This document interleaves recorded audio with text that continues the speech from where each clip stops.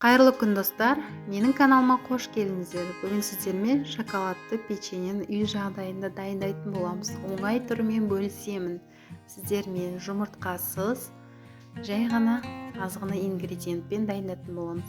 Ең бірінші кезекте 1 шай қасық кофемізге 120 грамм қайнаған суымызды құйып, араластырып қоямыз. Біздің осы кофеміз құрғақ ингредиенттерге қосқан кезде суық болу керек.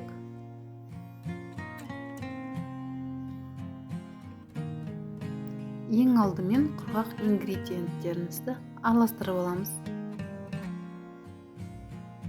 Шекер, какао және де қопсытқышымызды қосып, біркелкі болу үшін араластырып алуға кеңес беремін.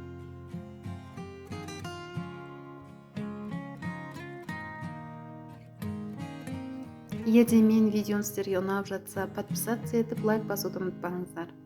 Енді кезекте сұйық майымызды құямыз. Және де жаңа суытылған кофемізді қосамыз.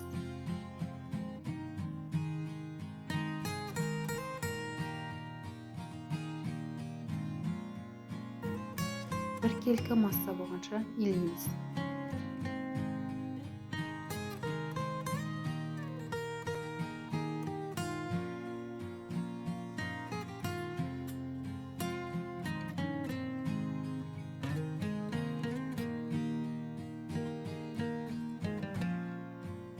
Осындай қамыр шықты, қолға да жабыспайды, майлы. Осы қамырдан жаңғақтың көлеміндегі шариктер, домалақтар. Барлығын осындай домалақ қылып, бұдан да кішкентай қылсаңыздар да болады. Мен бірақ осындай жаңғақтың көлемінде қыламын. 190 градуста 15 минут пісіріп аламыз. Сіздерге айтқым келген, тағы жаңа біз кофе қостық. Ол кофенің ешқандай дәмі шықпайды, жай ғана бізге иісі сезілетін болады. Кофенің ароматы. Печенье піскен кезде печеньеміз пісті. Сырт жағынан қытырлақ, ал ішкі жағынан жұмсақ болып пісті. Сіздерге осы рецептпен пісіруге кеңес беремін. Менің каналыма подписаться етіп, лайк басуды ұмытпаңыздар.